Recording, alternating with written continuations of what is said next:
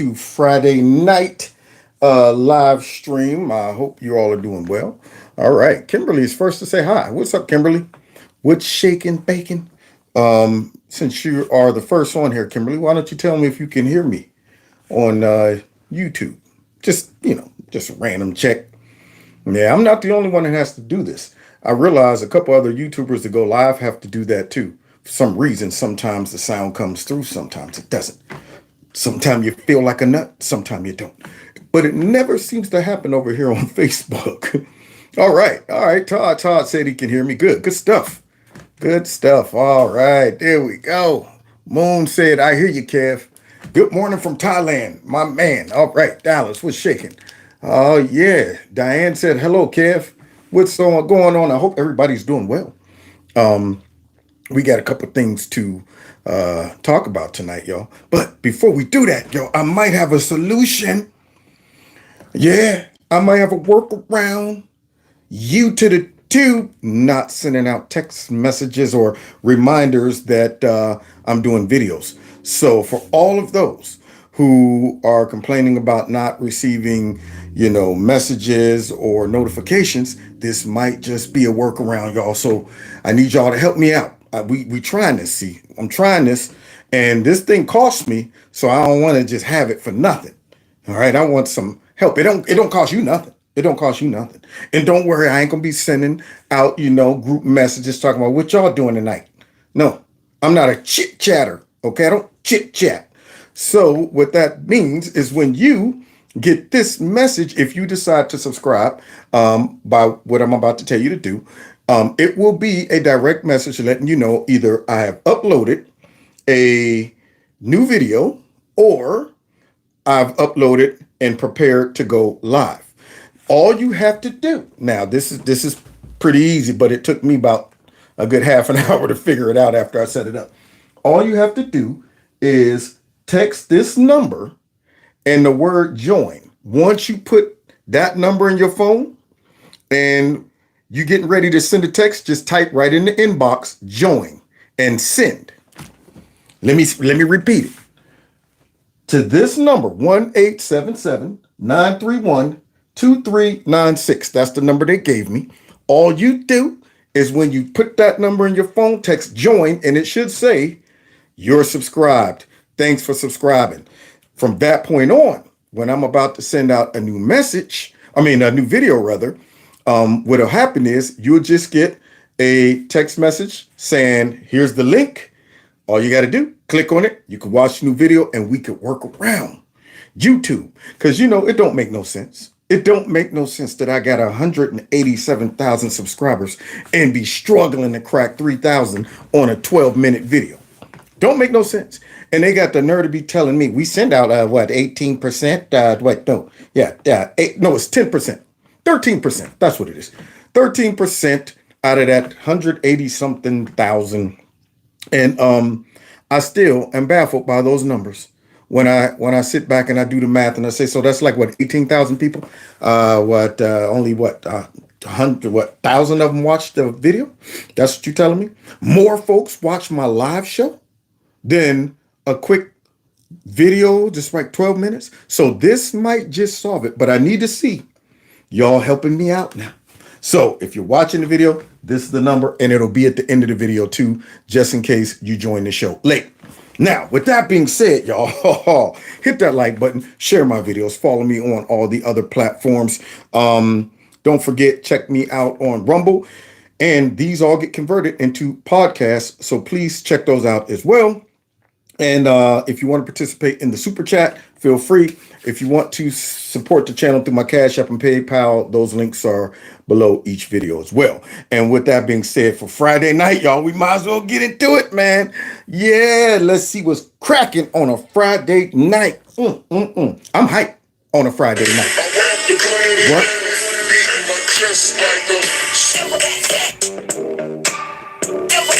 Real gorilla. Real gorilla. Real gorilla. There's some kings in the building. Gorillas in here. Gorilla in here. Gorillas in here. Gorillas in here. Now, guys, Let's start off with checking in on Donald Trump because, see, I figured out why they hate him so much. They don't like him. You know why? Most folks don't like people who tell the truth, and they also don't like people who's right. Ain't nothing worse, man. Yeah, you find somebody who every time you question and stuff, and all of a sudden comes out that they're right. After a while, you like, now it's just my mission to find them to be wrong. It's my mission to catch them slipping. That's what it is. And almost everything that Trump predicted would happen happened. Even though they called him all kind of names, it still happened. It happened, even though they said, you know what, Trump's out here saying that the FBI and the DOJ, they was spying on him. The FBI was spying on the intel community, was listening to his phone. He tapped his phone. It was true. All of the things that he said would happen if Joe Biden got in started to happen and is happening. So that probably would put him on the crap list. And not only that, though, he said something else would happen. So let's reminisce for a second. Let's see how right he was when Hillary Crooked Clinton was trying to become the president. And she wanted to bring in all of these folks from other countries, some countries that didn't like us. And when Trump said, don't do it, everybody called him a what? A xenophobe. That's what they called him. They said he was Islamic phobic and all of that mess. So let's see how that worked out over in France. Check in. Okay. Well, oh, yeah, that's why they hate him. Let's see. Okay, he keeps only going to get worse. And Hillary Clinton wants to allow 550% more people from that region into our country, and we have no idea who they are, where they come from, where their documentation is. It's only going to get worse, and it's going to start getting bad in our country. Wow. Now, back then, I'm pretty sure he was a xenophobe, a Islamic phobe, and look at him. I can't believe he said this. I mean, this man right here, obviously, is a white nationalist, not just a nationalist. He was a white nationalist. See, that's right. Look at him. He hates folks from Arab countries. He wants to keep America white. And I'm thinking the whole time when I heard him say it, that's smart. You can't vet these people. France thought that it would be humanitarian to just embrace all of them. And look what's happening, tearing up the whole crib. Letting people come in by the tens of thousands. Whoa. You see what happened to the French? Please. A friend of mine, he said he was going to France like 3-4 months ago. I saw him yesterday. I said, how'd you like France? He said, I wouldn't go to France. I wouldn't go to France because France is no longer France. No. See, now, if Trump wasn't a politician, I might have to call this man a prophet. I mean, you know how many times he done hit it right on the head, and they never liked the prophets when the prophets came in town. You know why they hated the prophets? Because the prophets kept it real. The prophets pricked the conscience, and you know what else the prophets did? The prophets would expose all of the Pharisees and the Sadducees and all of them. See, they wanted everybody to look at them like they were the wise ones. They were the cultured ones, the refined ones. And then prophets would come in, drop it like it's hot, and then leave the spot. And all of them sitting there with snot hanging out of their nose. Like, man, that was pretty rough. Listen, that guy right there, he has no tact. He's not religious. And all of that mess came true. So if he wasn't a politician, I might be like, man, Trump might be messing around prophesying. However, he's not prophesying. What he is, he's just using common sense. He's keeping it real. Anybody with common sense would know this. But when you try to appeal to the masses, when you are out there doing a whole bunch of virtue signaling, when you're pandering and you're trying to destroy a country from the inside out, you do stupid things. And when smart people call the stupid things out, you call them things like a white nationalist. There you go. So there it is. Trump kept it real. Oh, man. Whoa. And then when he started talking about S-hole countries, and it done transferred over to S-hole cities and states, Democrat-ran cities and states. Now, we just had the 4th of July. Let's see how Democrat-ran cities and liberal cities celebrated the 4th of July. Let's check it out. In the USA, I was born. 4 men were killed tonight when a gunman wearing a bulletproof vest opened fire in Philadelphia. 2 other men were wounded by the gunfire.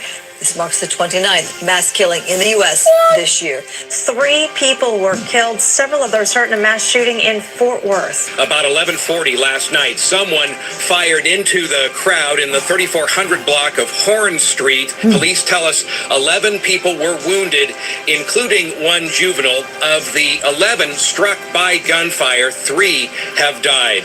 At this point, a motive for the shooting is not known.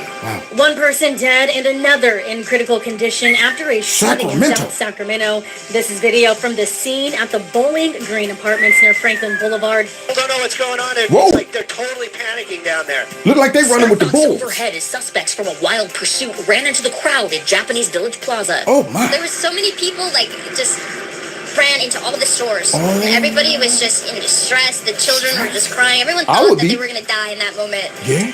Sheriffs say the pursuit started in Firestone when deputies spotted a Mercedes involved in another pursuit in Gardena earlier in the week. At one point, the driver reversed into a patrol unit. He's booking. After a dangerous high-speed chase, the suspect crashed into a Volkswagen on First Street and Central Avenue. Watch it. Oh, fender bender. The plaza was shut down for hours as authorities searched. Those suspects got away. Several mass shootings rocked the holiday weekend and celebrations across the country. No. I don't want these people talking about it rocked the country across the country. No, I want you to be more specific. Don't throw us in this mess. Okay, I want them to start saying it rocked these Democrat-ran cities and states, not the whole country. Don't put us in that mess. Okay. There are specific cities and states who normally have this happen repeatedly. There's probably, causation.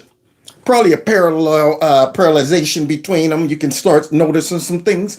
Yeah. Over here, these people run these cities and these states. And it seems like it always keeps happening in these cities and states. So don't put us in that mess. Let's continue seeing what's happening around the country. And mostly S-hole ran Democrat cities and states. In Baltimore, where gunfire leaves 2 people dead. Surveillance video shows the chaos after a deadly mass shooting in Baltimore. Get out of Cups, a popcorn machine, even a shoe left behind. They leaving shoes and popcorn behind? What's wrong with these people? So, I don't think they were shooting fireworks. Sound like they were shooting at each other. All signs of a celebration that quickly turned into tragedy. Mass shooting tonight. This time, 6 people shot. 4 of them are dead. It has been chaos in West Philadelphia tonight. A man wearing a bulletproof vest and armed with at least 2 firearms opened fire on a group of people. Now, wait a minute. Isn't that the city where they start reimbursing all those rioters and stuff because they said the cops were being a little too tough on them while they were jumping on cars and looting and shooting and all of that stuff? So they won some type of lawsuit in Philadelphia and start paying. I don't know. All I'm simply saying is when you demonize the cops and you unleash the criminals, this is what you get. You get S-hole ran cities, and yet they'll still get out there and sweep them down. They're doing great. They'll sit back and lump us in with all of these mass shootings. And if you take away gang violence, if you take away suicides, and you look really where all of these mass shootings are taking place, it's not happening from conservatives or white nationalists. Yeah, you'll see the shooting go down drastically if you remove those 2 categories. But it looks like all of these mass shootings are taking place in Democrat S-hole ran cities. But notice they're not talking about it on MSNBC and CNN. They're not getting out there talking about some another white nationalist went into a building and shot up them. We got to get the AR. It's funny how they overlook all of these mass shootings right here during the 4th.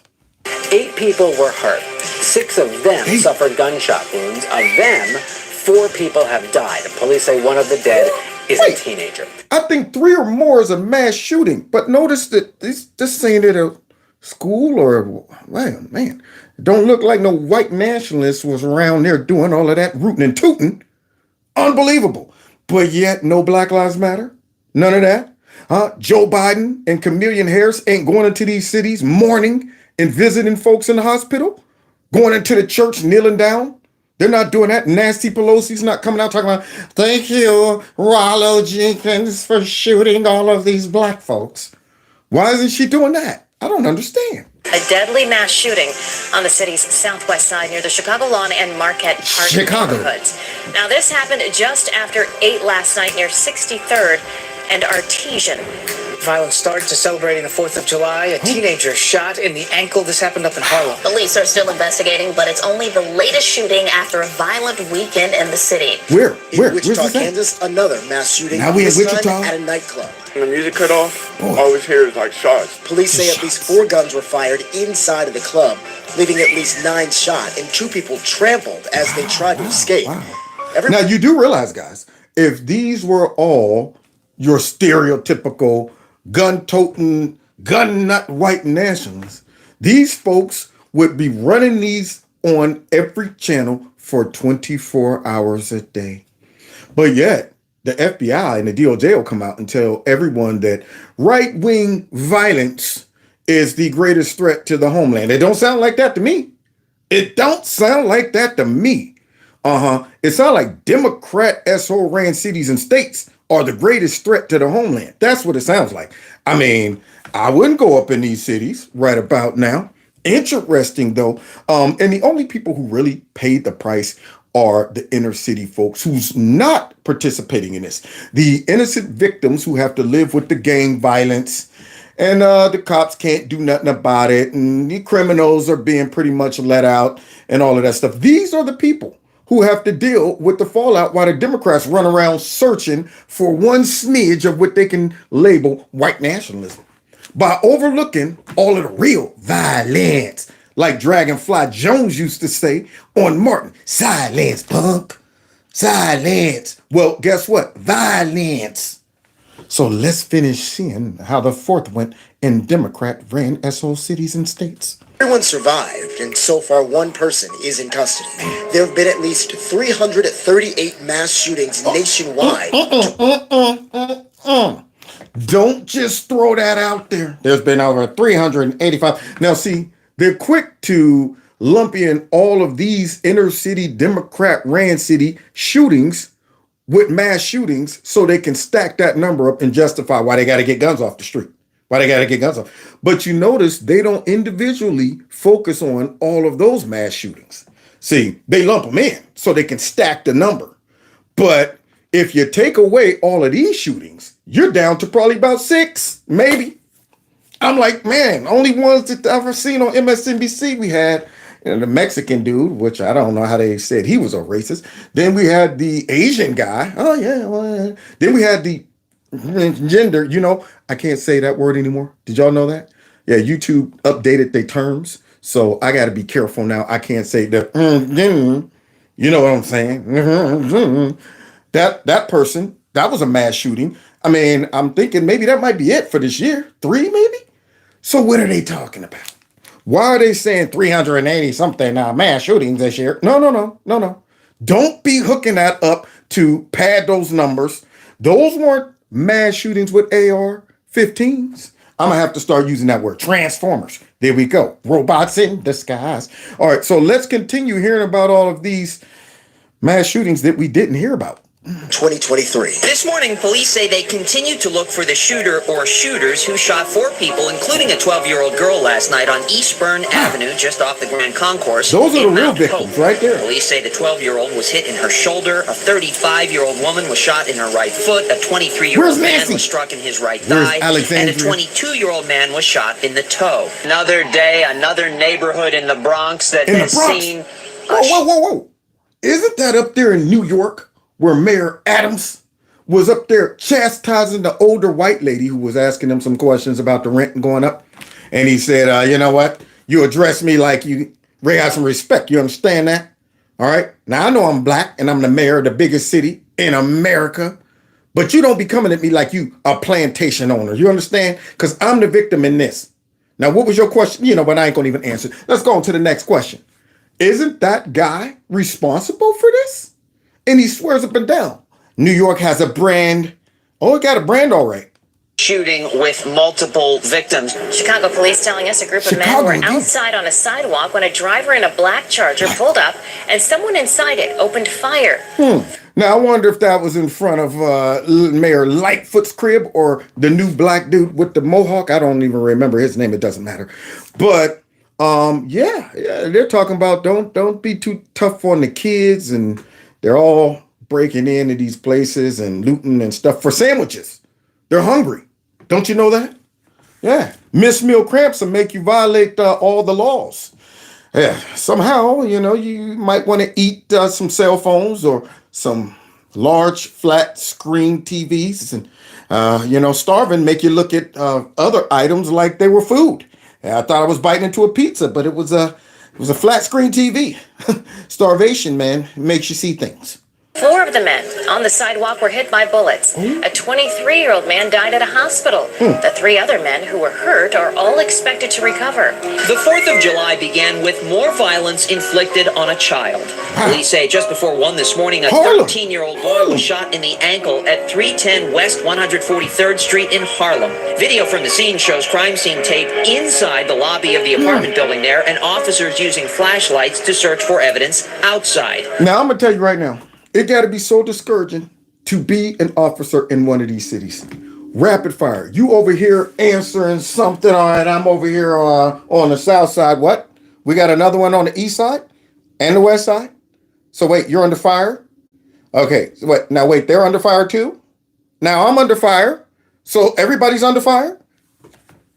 That's what it seemed like is going on there. You got so much chaos in these cities.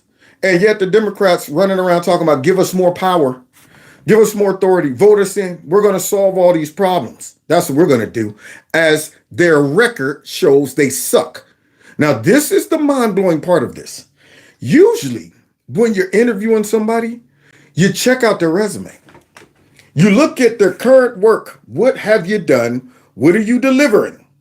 You usually do that. But for some reason, they got this Jedi mind trick thing going on with their voters. They live in the worst cities, the most violence, the most shooting, the poorest schools, all of this crap. And somehow, when it comes down to voting time, they go right back down there and vote the conehead dude back into Chicago. Got rid of Beetlejuice and brought that dude in. So it just blows my mind. California, I still don't know what they're doing. Don't know what they're doing. Everybody's leaving the state. They're up there talking about coming after the you-know-whats who want to get your hold to y'all you-know-whats, and parents shouldn't. All of that. But somehow they keep voting these folks back in. Let's continue. The NYPD says the 13-year-old was taken to Lincoln Hospital in stable condition. Police have not made any arrests. Chicago police say 1 person was killed and 2 others were hurt in a shooting on the city's south side. Witnesses tell police someone in a silver car opened fire on the group. A man was shot in the head and died later at Christ Hospital. This is rapid fire. This is right now. We just heard like Chicago news at least popped up on this about 4 or 5 times. New York popped up on at least 3 or 4 times. How can you keep up with these cases? That's my question. Do you think they got the personnel, or do you even think they got the fortitude to try to even solve some of these? Who knows? They might be in the middle of trying to solve a crime thinking, I'm doing stuff, I'm making a difference. And the next week, they're called dang on white nationalist, racist, part of the systemically racist police system. So I wonder just how motivated these policemen and policewomen are, especially when you get a folder. There was 52 shootings. We need to get all this evidence and try to find out each one. It's not happening. That's why in a lot of these clips, they're saying, we don't have a suspect. We couldn't find him. Yep. Just like we can't find that cocaine, whoever had that cocaine in the White House. Mysteriously, we can't find it. We're going to be talking about that in a minute. Let's continue. 2 others were hurt, are expected to survive. So far, police have not said if anyone is in custody. Police say 3 men were shot on Walton Avenue just outside Joyce Kilmer Park in the concourse section of the Bronx. They shooting? A witness described what he heard. What you see, brother? Like 6. Like 6? Rapid succession. Yes. A 24-year-old and 44-year-old were hit in the leg. Another 44-year-old was hit in his buttocks. No, wait just a minute. Don't these cities have some of the strictest gun laws? Why isn't that solving the problem? Any thoughts? Any thoughts about that? All of these restrictions, talking about, that's right, we need more gun restrictions for the criminals who don't even follow the law. And all of our cities allegedly have the strictest gun laws, but yet highest crime and highest shootings. How does that work? Huh? See, they can't explain that stuff. I wish they would just come out and say, listen, we already know our cities are ragged. We don't care about gun laws. We care about you patriots out there who really are the majority of folks that own guns that might put up the greatest resistance to our tyranny. Now we can't just come out there and say we want all of y'all guns. So we got to pretend that it's because we're trying to protect the children and it's all of that stuff. That's what we got to do. And lump in all of our raggedy stats that come out of our raggedy ran cities and states and try to make it seem like, yeah, all of this stuff is because of gun violence with that AR-15 and all that stuff. So they're not fooling us. That's the problem. They're not fooling us. All right, let's continue. We're almost done. Police have already made an arrest in the killing of 15-year-old Wesley Vasquez Saturday night in Riverbank State Park in Hamilton Heights. Yesterday, state police announced the arrest of 36-year-old Annabelle Cruz of the Bronx. He is charged with second-degree murder and criminal possession of a weapon. And we have another triple shooting to tell you about. This one about a half a mile away from where we are. It took place at 4:40 this morning. In the Bronx. We're back to New York. Start spreading the news. I'm leaving today. I've got to get up out of here. New York, New York. Get me out of here. I'm amazed that anybody's visiting any of these cities. I would hope you would check the murder rates, the gun violence rate before you go. I mean, I can't even imagine. You know what we should do, everyone? Let's go to New York. No, I'm avoiding all of them joints. All of them. Police tell us that 3 men were shot inside of a building near Claremont Park.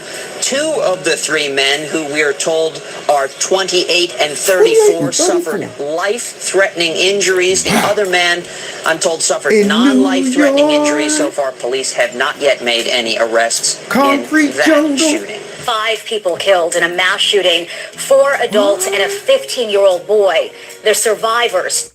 In a mass shooting. Now, guys, it was another mass shooting that took place, too. I don't know if this is the one or not, but it happened to be a transformer that went buck wild. Black, too. A black transformer. We didn't hear about that one, though. Yeah, man. Went up in there. Dang, dang, dang, dang. We don't hear about that? Why not? Because, see, all of the Transformers are not Decepticons. They're all the good ones. All the good ones. See, there we go. That's why we didn't hear about that one. 2 boys, a 13-year-old and 2-year-old, both shot in the legs. Wow. That toddler's mother and twin brother also injured by shattered glass. The family of 3 in a car together, mom driving, when the shooter randomly opened fire on them.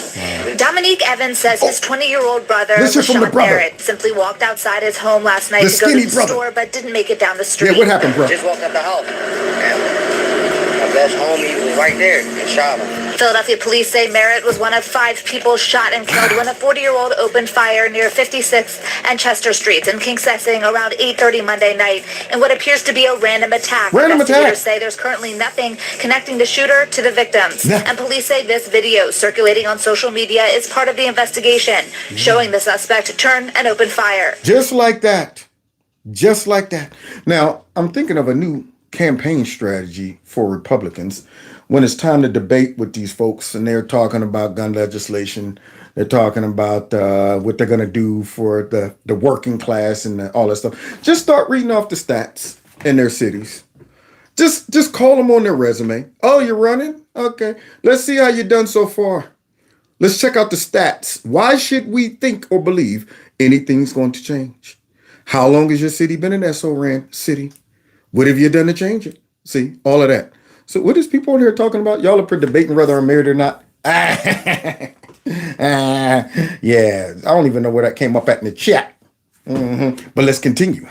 Police believe the first victim, 31-year-old Joseph Wilmot Jr., was killed inside a home on South 56th Street. The suspect then began shooting aimlessly at occupied vehicles and individuals on the street as they walked. Police say 12th District officers ran towards the gunfire, caught up with the shooter on the 1600 block of Fraser Street, and took the shooter into custody.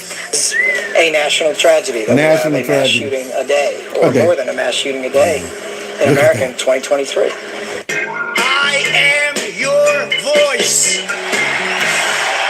But yet, if you call any of these cities SO cities, boy, I tell you, come down on you. He's referring to black folks. Remember he was talking about? Let's see. What was that city? It might have been, it was Maryland. And the guy on CNN, the bald-headed guy, act like he was all busted up on the inside. Well, Mr. President, I came from that rat infested. And I'm going, don't be busted up on the inside. He's telling the truth. Your city's garbage. There you go. Don't ask questions that you already know the answer to. One of my favorite comedians is Sebastian Madagascar or whatever he is. He was talking about how, parents nowadays come up to the coach because the kid is not in the game and the kid sucks. Excuse me, can I talk to you for a minute? I noticed my kid Tyler, he's not in the game. Why is that? Because your kid sucks. That's why we got a bench. You're asking, you can't recognize your kid sucks. Yeah. So apparently these people don't realize that these cities suck. And Trump just is bold enough to say it. Now let's move on to something else. What is this? Well, let me just be clear. I got into Harvard only because of affirmative action. I went to a school no one had ever heard of in Denver, Colorado. Now y'all see Big Face? Y'all see Applehead? Y'all see her looking like she got a blonde toupee sitting right up on top of that head? Y'all see her up in that camera look like somebody took some paint and just went to slapping it all over her face in any which way? No rhythm, no rhyme, no nothing. That is the worst paint job I've ever seen. She needs to get her money back. But let's continue hearing from Big Face stick her foot down her throat. Suburb. I didn't go to Exeter or Andover. I didn't have college test prep. I just happened to be really nerdy and smart and have really good grades and good SAT scores. Right. But someone came to Denver, Colorado to look for me. Okay. A Harvard recruiter flew to Denver. Just because you were smart? I met up with her at the Village Inn restaurant and did a pre-interview to get to pull me into Harvard. I was pulled in. And the schools like Harvard and Yale that I got into. Affirmative. Yeah. See, they wouldn't get her just because she was smart and nerdy and all of that stuff, right? Yes. And it was literally not saying we're going to take an unqualified person and put them in Harvard. Wait. How smart can she be if she didn't realize what she just said? So she said she got into Harvard. She was nerdy and smart, and they came to get her. And in the same breath, just said that it was only because of affirmative action. I'm starting to question her intelligence. That's what I'm doing. We're going to take a very qualified person who we would never know existed and put them in Harvard. That's how I got there. That's how Ketanji got there. That's how Justice Jackson. That's how you got there? Justice Jackson got there. It's how Clarence Thomas got there.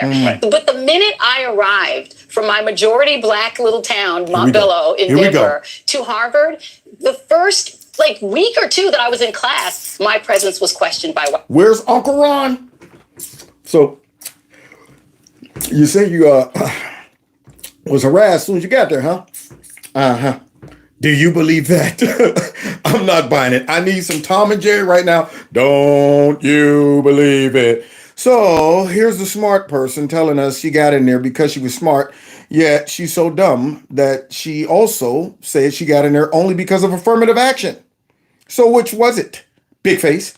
White people. I was in this big conference class where some white students stood up and said, those students, the black students, they're only here because of affirmative action. It became a huge argument that we all ended up having. This was freshman year. I had never had my academic credentials questioned. I had never had anyone question whether I was intelligent until I got to Harvard. No, until you got a job at MSNBC and all we had to do was listen to your stupid arguments. I've been questioning your intelligence for the last 6 or 8 years. Every time I see you on TV and as soon as you open your mouth, I go, here's a dummy. I hear bubbles every time. She's in the category with the folks from The View, which we're about to see too, because they don't like the fact that the Supreme Court ruled against what? Reverse racism? So here is the smart dumb girl who's telling us, yep, I'm so smart that I got in because of affirmative action. Look how smart I am. And it was a defining point of my experience there. It's why I really was one of the many reasons I was miserable there, my friend. Miserable there. Now, do you think it really went down like that? If it went down like that at all? You think a whole bunch of white kids in Harvard was over there and got up and said, you know what? You see those black folks over there? The only reason they got in here is because they're black. You think it went down like that? Could it have been a group discussion or a topic maybe where they were all discussing it and, but I really doubt. Even if it remotely happened, I really doubt the way she put her little extra pepper on there. I doubt that happened. I don't think all the white kids would have jumped up there and just pointed over there at all the black kids. The only reason they're here. I don't think that happened. And I don't think it happened at all. But I think as a propagandist and someone who's out there trying to push this garbage, she had to make it seem like she's a victim of some type of persecution or discrimination. Freshman year. Yeah. You feel completely out of place and people keep telling you shouldn't be here. That has got. You hear that? Yeah. She shouldn't be there on MSNBC. Actually, she don't even realize she's out of place. She didn't even look around and say, wait a minute, why am I here? Why are they paying me all this money? Is it because I'm really smart? Huh? See, now this is what I call affirmative action. Let's go get the dumb black girl who thinks she's smart, put her on this network so she can go ahead and spew all of our talking points and our narratives to control the rest of the black folks, to keep them riled up, to keep them voting for Democrats, to keep them blinded concerning opportunities, concerning their worth, concerning all of this stuff. She don't even realize it. They're using affirmative action right there. No, we don't want too many of them. Let's just get the black ones that we can control and are dumb enough to not recognize we're using them. That's how I feel about it. Doctor, tell us more about this idiot. Not to be one of the most cringeworthy self-owns ever. The ultra-left MSNBC's Joy Reid is the very definition of self-unawareness. Did you hear what you just said? Yup. At first, she actually admits that the only reason why she got into Harvard was because of affirmative action. Those were her very words, quote, I got into Harvard only because of affirmative action. Owned Those herself. were her exact words. She admits they're on live television. Wow. That affirmative action was the only reason why she got into Harvard. If you think Joy Reid is confused in all this, she's not alone. Creepy. Here's one Joe Biden, Bike right in Biden, trying desperately to coherently explain why the Supreme Court was wrong to abolish affirmative action. Tell us, creepy. Some of your former Senate colleagues on the Judiciary Committee would go as far as to say that it's anti-democratic. Do you agree with that? Well, you know, if I say it's anti-democratic, then it gets In a off lot the of trouble. No, but it is, its value system is different. And it's respect for institutions. Wait, guys. Isn't this the same guy who said, I don't want my kids growing up in a racial jungle? Is that the same guy? Isn't this the same guy that was holding up Robert Byrd's arm and was a segregationist? I don't understand what he's talking about right here. So he's going to go ahead and have to point where he's referring to in a second by, telling us where he's drawing all these conclusions and these ideas from. Here we go. It's different. And in that sense, it is not as embracing of all what I think the Constitution says. We hold these truths we self that all men and women are created equal, endowed by their Creator. It's the uniqueness of America. I'm surprised he didn't go, you know the thing. I'm surprised he didn't do that. He's been trying to get that statement right for years. So there you have it. He finally completed some of it, but it's in the wrong context. We never fully lived up to it. We never walked away from it. And this court seems to say that no, that's not always the case. It's not? The idea there's no right of privacy in the Constitution, giving states power, that we fought a war over. We fought a in war. 1960. In 1960. I just think it's this is not your father's Republican Party. What a bumbling, incoherent clown. I mean, Why? did you catch it? There were two slip-ups there. What was the first one? According to Biden, the Constitution says we hold these truths to be self-evident. Does it? Does it now? Does the Constitution say we hold these? Of course not. That's the Declaration of Independence. Oh! Another jackass moment for Joe.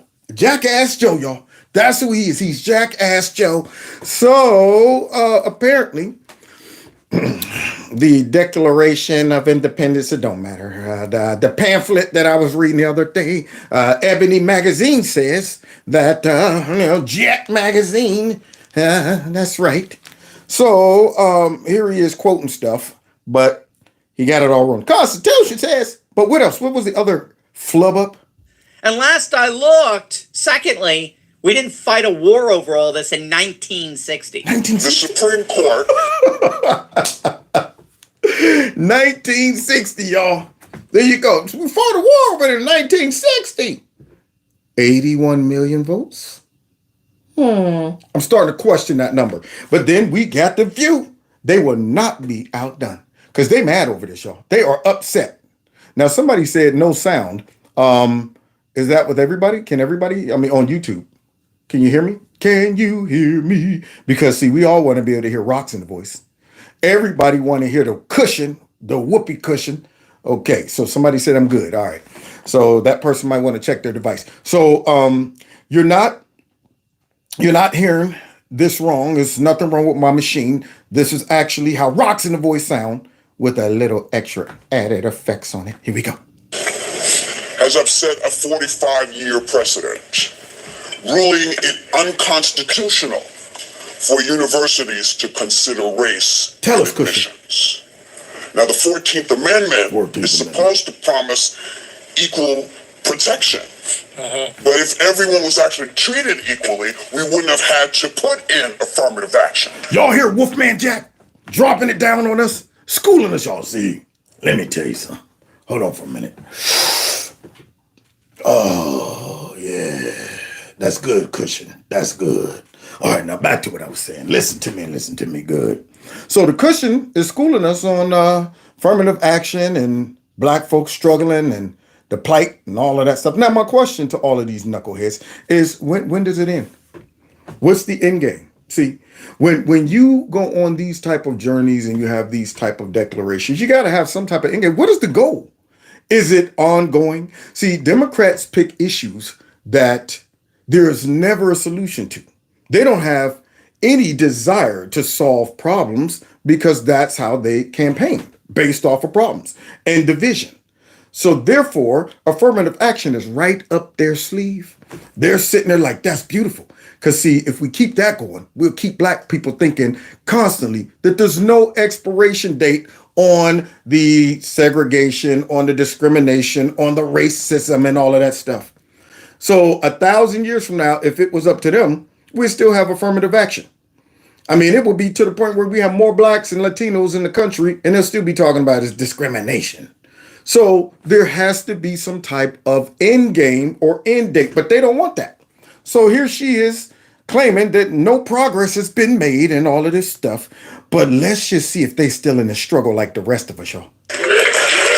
They clapping for that. A justice who says something as ridiculous as I don't get it. Right. It just makes a kid, an Asian kid, a Native American kid, a black kid feel like you don't matter. Right. Like you don't understand why my struggle is hard.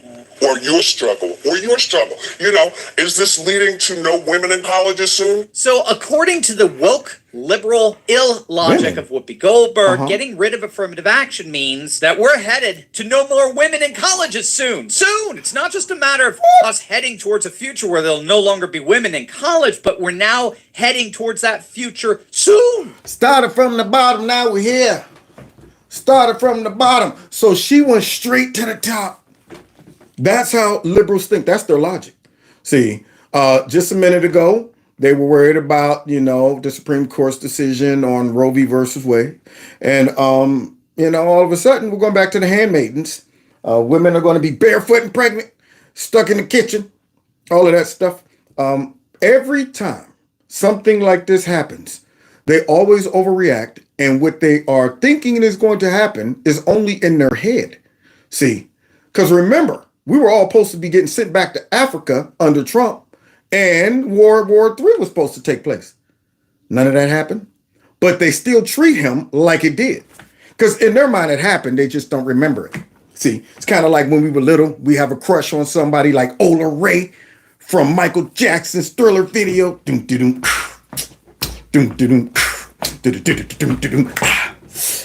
Or Vanity. Yeah, man, from The Last Dragon. Be like, Vanity love me, she just don't know it. That's what it is.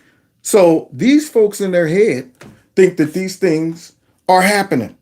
Whoopi say women are not going to be allowed to go to college pretty soon. And I think that the lived experience of a white kid in Appalachia or perhaps on a potato farm in Idaho or Brooklyn is different in this country for a black student, whether that black student be wealthy or not. And it's been harder for us, and I'm sorry people may not agree with that. My father always told me you had to work twice as hard to get half as far in this country, and that remains true.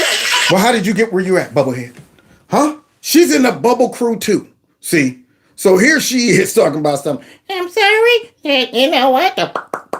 That's all I hear coming out of her mouth. So apparently, she's talking about how the kids in the Appalachians and all the white kids on the farm and stuff. It's different. It's different. I'm sure they feel that way while they're baling hay. I'm sure they feel that way up in the Appalachian mountains. And all of that stuff. I mean, you know, I'm not saying they all like that, but I tell you, I've seen some folks up there where I go, is there a dentist in the house? Nobody would pick to have their teeth like that. Nobody chooses that. I think I want the butter tooth. Give me the peanut butter one, okay? I like the pepper teeth all across there. There you go. So here she is talking about it's different. It's different. So let's just go ahead and see how all of this has impacted the bubblehead and see just how the bubblehead managed to work her way through all of this discrimination and stuff.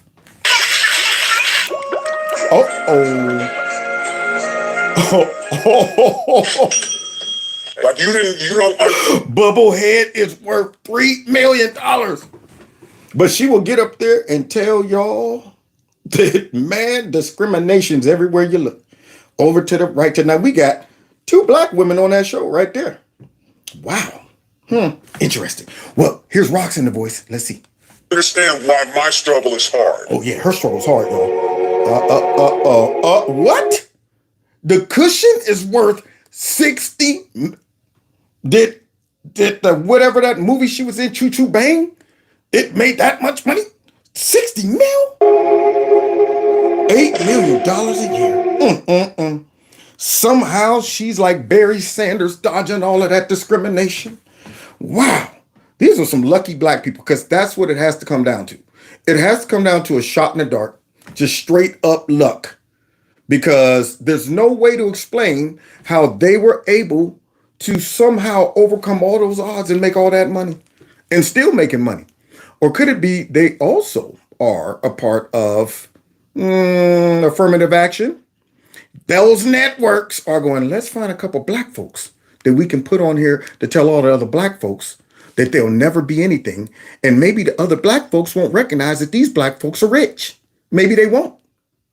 Long as it's coming from a black person, they'll overlook the black person's success. There we go. That's how that works. You don't understand why my struggle is hard. Yeah. You heard that? Time to bring in some brains. I need some brains, y'all. So let's see if we can bring in some brains to figure this whole thing out, because according to them, it's all about racism and discrimination and stuff like that.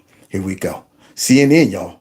I want to bring in now Kenny Xu, president of Color Us United, a group that advocates against affirmative action. He's also a member of the board for Students for Fair Admissions. That's the group that brought this case against Harvard and the University Asian persuasion, of North Carolina. Kenny, thank you for joining us. So today's ruling obviously is one that you were hoping for, arguing that the rules in place that support affirmative action were unfair to Asian Americans. So from a practical perspective, how does today's decision help Asian American students looking to get into elite colleges? I just want to say I'm ecstatic about this decision. It means that Asian Americans can finally get treated on their merits. We know why Asian Americans should get into Harvard at disproportionate rates. It's because they study twice as many hours as the average American. So wait a minute. We finally got us some brains. Somebody in here that actually can talk intelligently about this. Now, this man just, I guess, graduated or so. I mean, he might still be in school, but he's talking like a grown man. That man has wisdom. So here he is saying that we should be judging people on the merits. Now, you know, they had to bring out the black lady to talk to this man. You would think, though, the people who was pushing for this to be abolished would be all, Bobs. That's right, man. We sick of these black folks getting in our places where we belong. But yet we got the Asians pushing it. So it's really hard for them to go too hard in the paint on the Asians. And then you get this dude who is running laps around her at this young age intelligently. And watch how he handles her. Oh, this is beautiful. It's not because of their race. It's because of their culture. It's because of their family values. Academic excellence, that should be prioritized. Those should be the values that schools like Harvard and Chapel Hill, supposedly elite schools and academic programs, should be valuing in an applicant. So wait a minute, Kenny. You're telling me that black folks aren't predisposed to just being helpless and not as smart as other people and have no discipline or self-control and predisposed to eating high cholesterol foods and dancing to hip hop and listening to all kind of R&B. You're telling me that we're not programmed just to do that? See, you're telling me we could be something different? What? This is blowing my mind. So he's talking about culture. Now, one thing all of these black folks never talk about is the culture of the black neighborhoods and the black inner cities and stuff like that. See, because I came from it. I know exactly the culture. I know the mentality that's bred there. You think in most black inner cities, they're sitting around talking to their kids about mathematics. They're sitting around talking about investments. No, you know what I heard when I was growing up in the black hood? How to survive. Not to live. It was survival skills. Look, man, make sure if they come to cut off the electricity, you don't let them come in here and read the meter. You understand that? Pretend ain't nobody home. Here's all the programs you can go and get in, and this will get you paid and all that stuff. That's what a lot of black folks are taught. The culture. It ain't even cool to speak correct English in some cultures, in some black neighborhoods. You come in there talking about, absolutely, that's rubbish. What? Dude, man, you talking white, man. What the heck is a rubbish? I know that because I came out of the black community. But these people, they act like they never came out of those. They act like culture has nothing to do with it. Race. You heard today President Biden expressing some concerns over socioeconomic factors and inequality being made worse given this decision. He also presented what he called basically a way forward. I wonder if you take race out of the picture and you do what the president is suggesting, taking socioeconomic status into consideration. Do you think that that would be fair to Asian American students as well? She's trying to get you. I don't. I think that admissions should be only based on merit. And the reason why is because you can't, why are we asking a university to calculate somebody's level of adversity? I think that sets a very bad precedent for anybody trying to get into college. We should be treated on the basis of our merits. We should be treated on the basis of how hard we work, our study, our SAT scores, our grades. A name-blind, race-blind process is what I would advocate for. Now, how's she going to recover, y'all? Right now, she's up against the ropes. She's trying to protect the vital organs while Kenny's pounding on her rib cage. All right, so let's hear how she responds. As president, of course, Kenny, can I ask you though? I mean, colleges obviously they care about grades and SAT scores, but they also are filling universities of people, human beings who have other factors that they bring to the table. You hear that, y'all? She tried to go sympathetic on him. Stop it! Stop hitting me in my ribs. You play too much. No, that's not gonna get me off those ribs. So here she is talking about now. Come on, they're bringing in people. You got to humanize these people. No, well, what's your goal and objective? See, because when I got a scholarship to Miami for football, they weren't talking about now, guys, we know we want to get some of the best athletes out there, but we also want to bring in just some regular sorry athletes because we're bringing in people. The goal was to bring in the best athletes you can possibly bring in. There was no dang on affirmative action when it comes down to recruiting athletes. You went after the best athletes you can get. And guess what else? There were some athletes some schools couldn't get because those athletes were just too good to go to that school. You would have set that athlete up for failure if they would have recruited a dude that's 5'4", 125 pounds to go to Ohio State to play defensive end. There you go. We want you coming off and ripping through. Sacking the quarterback at 135 pounds. Yeah, because you dominated in high school. You were amazing. And I'm sure that'd transfer right over into Ohio State. That kid would have failed. You gotta know your personnel. You gotta know your limits. You know how Clint Eastwood said, a man's got to know his limits. But apparently, this lady right here is acting like you gotta focus on the fact that they're people. Why can't they be smart people? That's what I'm wondering. Yeah, they're people. And I wish you could get all black folks and all that stuff, but let's make sure these people are qualified because we already see what happens when they're not. Black gay drop. Why is it not okay for them to consider those things? I'm saying if you're going to consider those things, you should consider them without respect to race. Sure. So as you know, a lot of Asian Americans. I think that's exactly what socioeconomic status doesn't. If you take race out of it, let's call it socioeconomic status, where whether or not they grew up wealthy or poor. Is that not something that colleges might have an interest in considering? The reason why you shouldn't consider that is because you should consider the success of an applicant. Because of affirmative action, Black Americans graduate from law school at the bottom 25% of their classes, largely speaking. And we don't want that. We want Black. No, what they don't want is those statistics, Kenny. You think this Black woman wanted to go from being in the left brain back over into the right? That's why they call it the left. It's far out in the left field somewhere.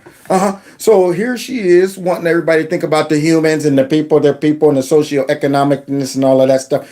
And this man comes right back over there and gives her a right short, stocky hook with some facts. So now all of these Black kids are getting set up because y'all want to meet a quota. Let's see how that quota feels when they flunk out or when they see all their friends who were really qualified to get in, go on and walk across the stage and they're talking about, I still got 13 more credits that I got to get. I'll come back one day when I'm 45. Students to succeed. We want every student to succeed, low-income students to succeed. But you have to put them in scenarios, in places where they're likely to succeed. And lowering your standard to admit somebody of a socioeconomic status or race would not help them do that. In fact, it would harm their graduation rate and excellence. Well, as the case also points out, the standard isn't necessarily lowered because students are all admitted. Look at Kenny's face. The question is whether race can be an added consideration, a tipping point. No, the standard. She's gonna get it. She shouldn't have tried that mess. Kenny right now is winding up for the last one. He was sitting there trying to be cool, y'all. When she brought that up, he's like, wait a minute, what did you just say? Well, we know that that's not about lowering the standards. They all get in and that's and that. Kenny, knock her out the blocks, Rick. Knock her out. The standard is lowered. The standard is lowered as student permit admissions data shows. An Asian has to score 273 points higher on the SAT to have the same chance of admission as a Black person. So the standard is lowered for Black Americans. Kenny Hsu, thank you for your perspective. We really appreciate you joining us today. Yeah, man, you see her tap out? She got her butt up out of there real quick. That's it. They're in my ear telling me, you know what? Unbelievable. This man is too smart for you. Tap out. Pull the parachute now. And here's another smart Black man. Now, do you believe that mandatory proportional representation benefits minorities? No. In fact, I think one of the great handicaps that Blacks and other minorities face across the country is that they are systematically mismatched with universities in the admissions process. That is, if Harvard feels that it must have X% of Blacks, and if the pool is such that they can't get X% of Blacks at the same level as the rest of the Harvard students, they're going to take those Blacks who would have succeeded in some state university and bring them to Harvard, where many of them will fail. Or MIT is a better example, that the average Black student at MIT is in the bottom 10% of MIT students in math. But he is in the top 90% of all American students in math because MIT students are so phenomenal in mathematics. So basically, he's talking about making the adjustment. Okay, so if I am, say, a D1 football player and I go to the MAC, all right, the MAC has some decent competition. And if I am a great high school player, I come out and I get recruited to the MAC and dominate, develop, who knows, I might even make it to pros, but you get in there and you play. Now that person in the MAC is sweet. But if you bump them up to, say, the Big Ten, they might not be that sweet. You might look out there and their jersey is shiny and clean, sitting right there on the sideline for 4 years straight, never getting any playing time. See, everything becomes relative. Some folks are fine for the area they live in. Okay, if you in Youngstown and you a 10 in Youngstown, then you got to ask yourself, if I moved out there to California, would I still be a 10? You might have to make some adjustments because, it's a bigger pool.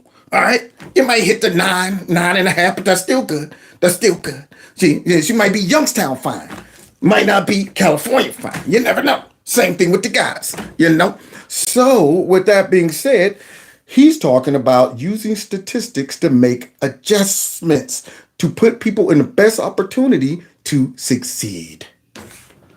Something like 1/4 of all the Black students going to MIT do not graduate. What? You're talking about a pool of people who scored the 90th percentile in math. So they would have been artificially turning into failures by mismatching them with the school. Back in the much earlier, you had a great increase of blacks in the universities through the GI Bill. You had nothing like that kind of attrition from that process because the student went wherever he could be accepted, wherever he met the normal standards, and the government simply paid the money. Wow.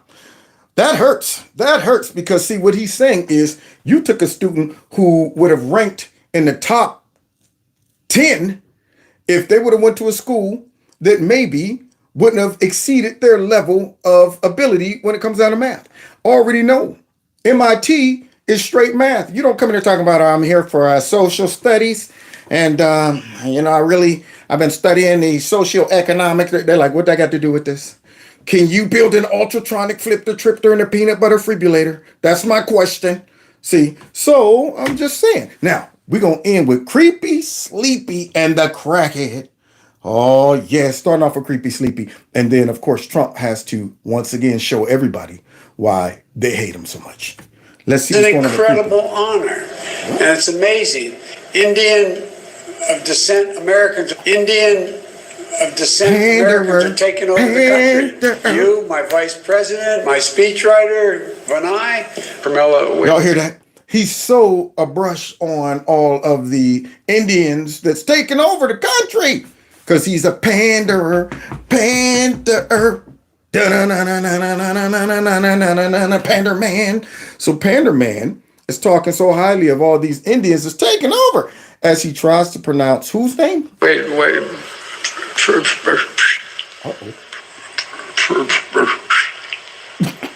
Is he beatboxing? Really, you can't be promising. What was that, y'all?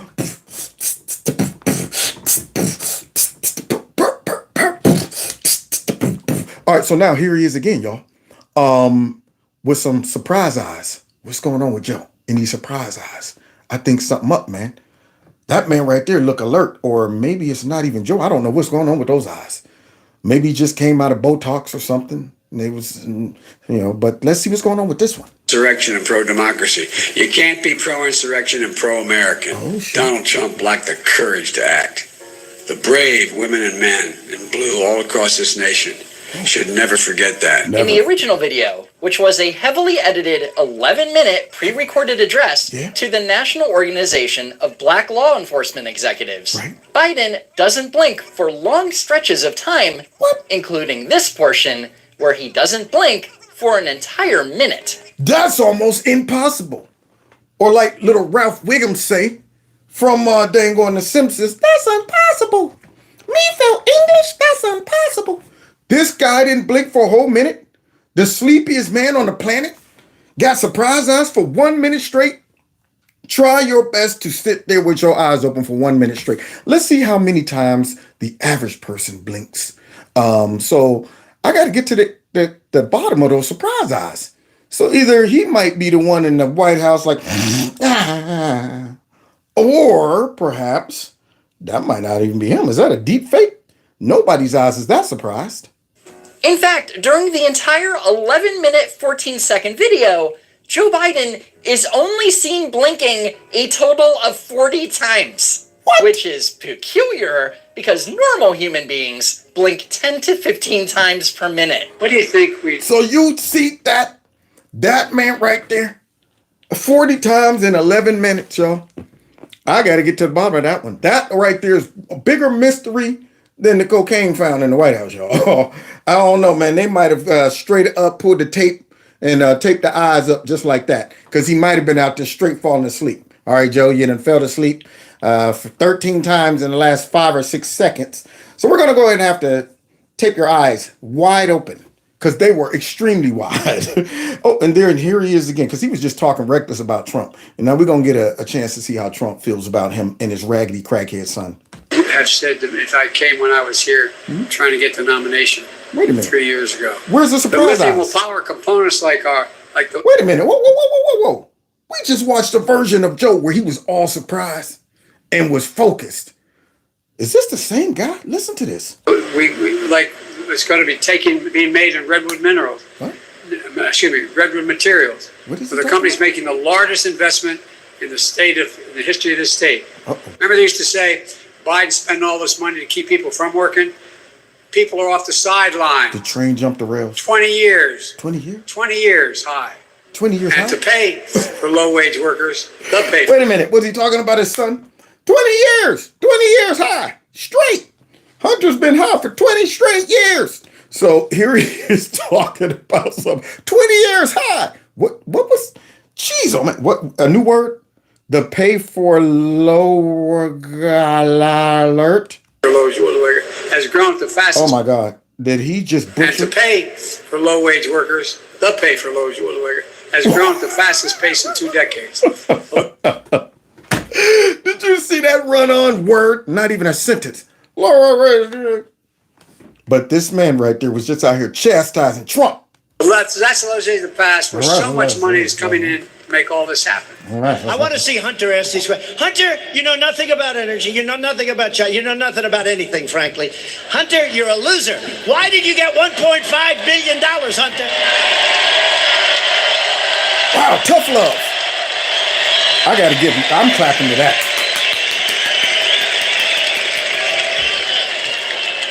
And your father was never considered smart. He was never considered a good senator. Wow. That's why they hate him. That's why they hate him. It's things like that. You know what? You're not fine. You walk around thinking your poop don't stink. Nobody likes you. You got a nasty attitude. And you think folks are laughing with you, but they're laughing at you. Okay? You're dumb, but you don't even know you're dumb. This is that tough love. This is that Uncle Ron speech. That's why they don't like him. My Uncle Ron, some of y'all know, I love my Uncle Ron. God bless his soul. That man didn't care nothing about your feelings. He wasn't worried about PR.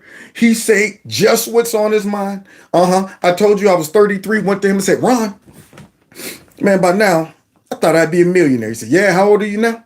I said, 33. He said, yeah, it's about over. Didn't crack a smile or nothing. Went right back to working. Yeah, it's about over.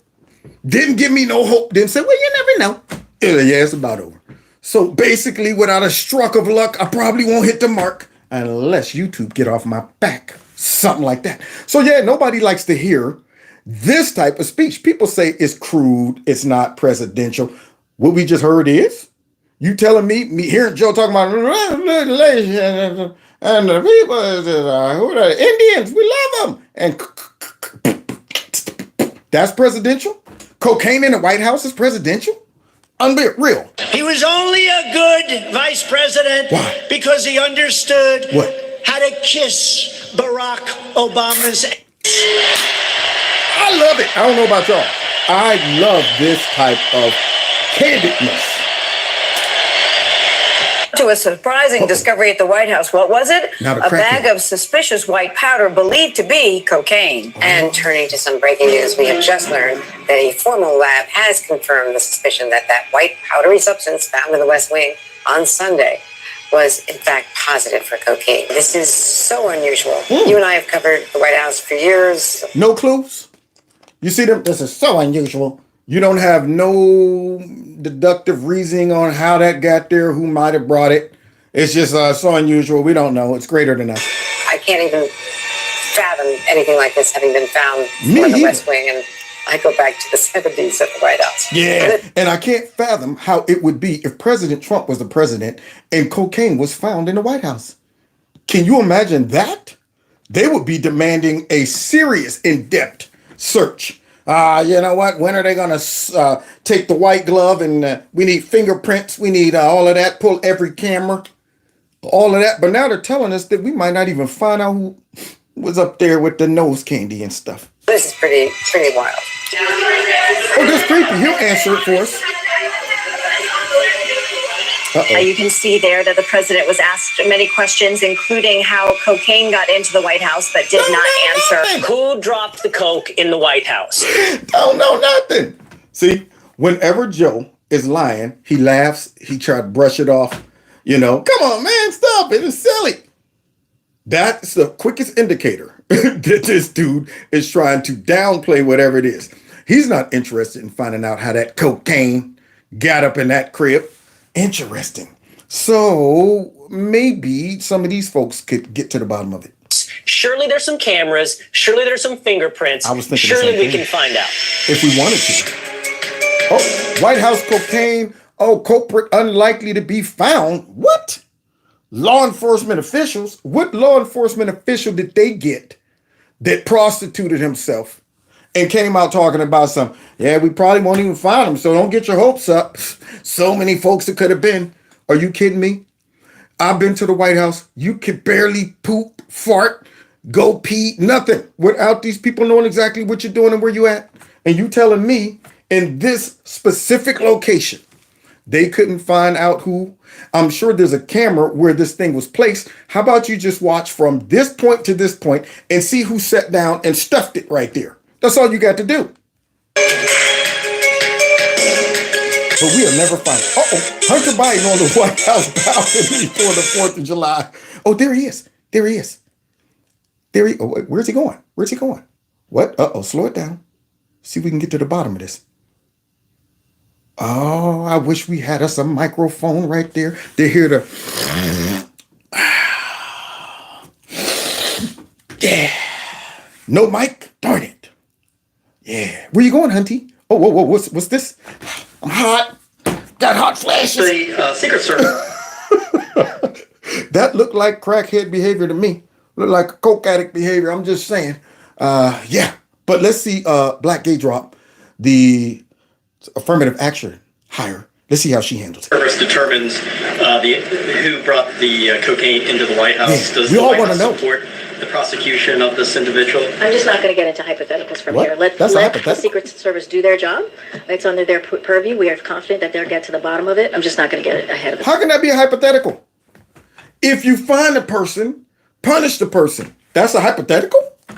I'm not going to get into hypotheticals because if it's Hunter Biden, then surely we're not going to do anything to him. I mean, we just worked real hard to prove that this guy was innocent, even though everybody knew he was guilty. So therefore, we're not going to go ahead and get into hypotheticals because it's most likely Hunter Biden or somebody else close to him. How many folks could have got up in there with cocaine? First of all, just to be that comfortable walking there. That's like saying, I'm going to take my gun into the bank. I know where I'm going into. Unless I am the bank owner or I'm the security guard, I know as soon as I walk in there, so no regular person would have walked into the White House with cocaine on them. They would have got busted immediately. It had to be somebody extremely comfortable and able to bypass the normal protocols and security checkpoints. Had to be.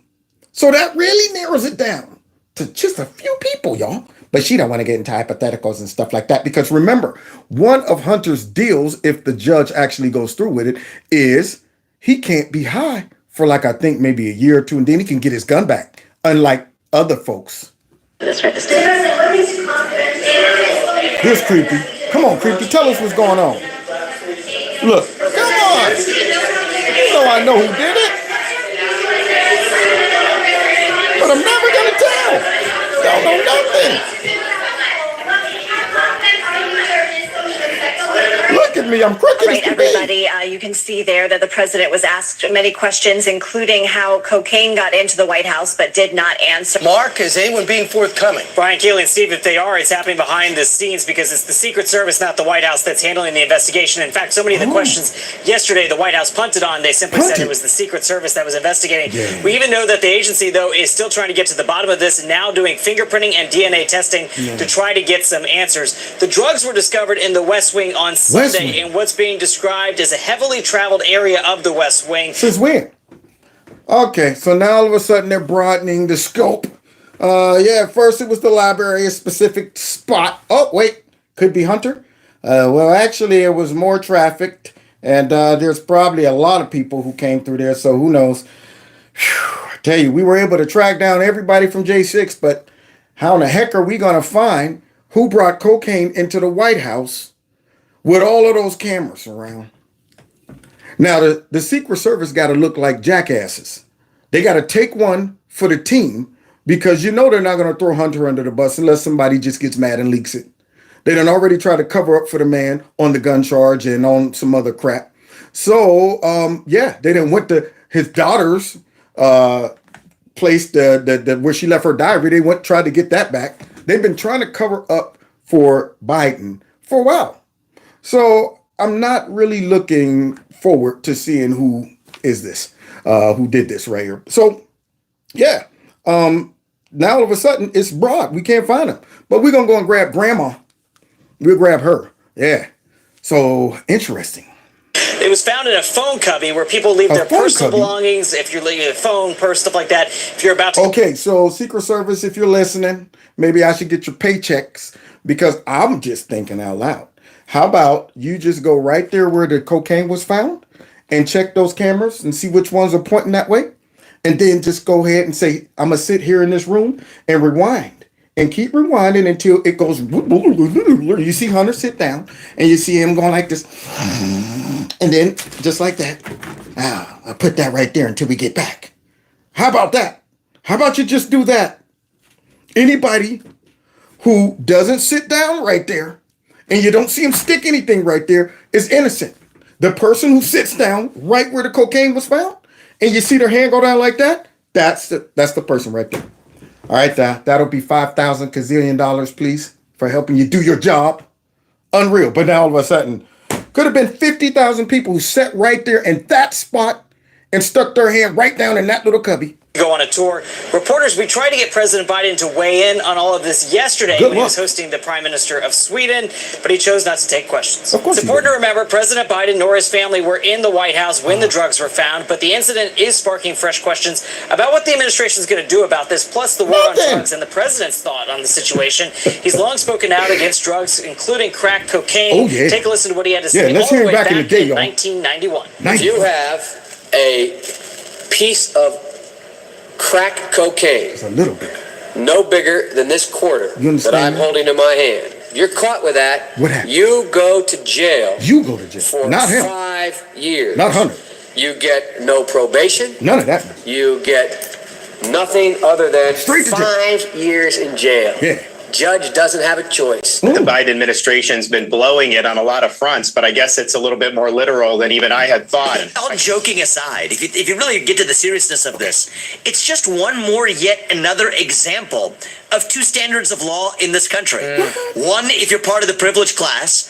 One, if you're part of many people across this country, which many Democrats have railed against, who are locked up for possession of cocaine. Yeah. Now it shows up in the White House, and it's a laughing matter. It's a laughing matter, In a y'all. certain sense, it's just evidence of a deeper problem. Who you trying to mess with, Ese?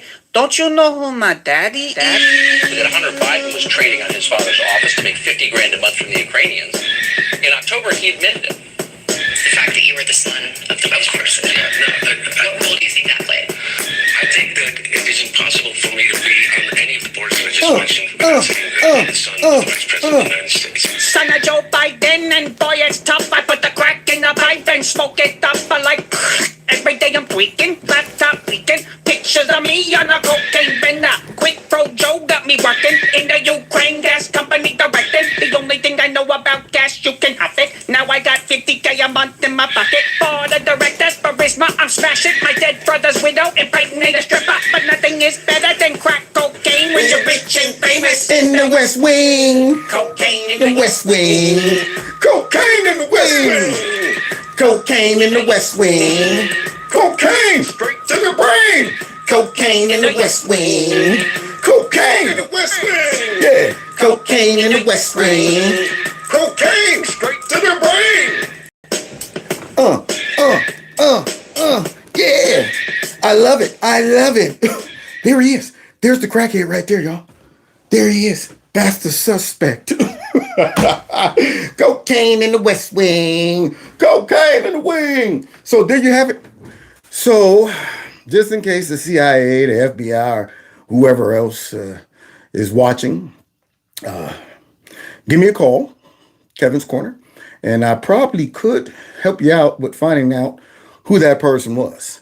And most likely it's somebody in the Biden family. I'm not saying it is Hunter. It could be, of course, Ashley. You know, who knows? Everybody gets paid, so everybody could be a suspect. It could be the grandchildren, 4 or 5, you know, running around with the cocaine. But anyway, nonetheless, it has to be somebody close to the family. So that's a good place to start. So God bless y'all. God bless America. We shall see how this all ends. Now, before we go, y'all, don't forget, if you joined the show late and you didn't see, I have a text number that you guys can simply text join to, and that will alert you that I'm sending out a video. I can send out a blast, a text message, and you'll all get an alert. And it'll tell you, I just uploaded a video or I just went live. That's the only two messages you're going to get from me, y'all. You're not going to get any other kind of message. Hey, what y'all up? None of that. It's going to be just uploaded a new video or about to go live. And it'll have the link in there and you just click on it and you can see me live or you can see the video. That right there will help me work around the censorship that's coming out of YouTube, which it is a mess. So please do me a favor. All you got to do, this number right here, 87, you got to put the one in though. Got to put the one in. 1-877-931-2396. And once you put that in your phone, just text join, JOIN, join. Okay. And it will reply and say, thanks for subscribing. That's all it'll do. And you won't hear a word from me until I upload a new video. And when I get off here, I'm going to check because it's a little database they gave me here. And it lets me know every time somebody texts and join it. So I'm hoping that every single person that's watching my show will do that. Along with continuing to watch, share my videos. Make sure you still subscribe. Make sure your notification button is turned on to all. And of course, follow me on any of the other platforms as well, which is, I'm trying to grow my other channel. So please check that out. Somebody said they just joined. Thank you so much. Yeah. So please subscribe to the other channel just in case YouTube plays some games on this one. And also Rumble. And you can also hear these podcasts. There you go, podcasts. So these all get converted into podcasts. Those that want to support the channel through financial substance, whatever, you can also check my PayPal and my Cash App out. Okay. So thanks a lot. I hope y'all have a wonderful weekend. Not sure how the weekend's going to pan out for me. If I get a little bit of time, y'all might see me again, but you probably will be getting a uploaded video standalone real soon. Okay. All right. God bless y'all. God bless America. Let's get out of here, y'all. Cocaine in the West Wing. Cocaine in the wing. Oh, yeah. This is All City.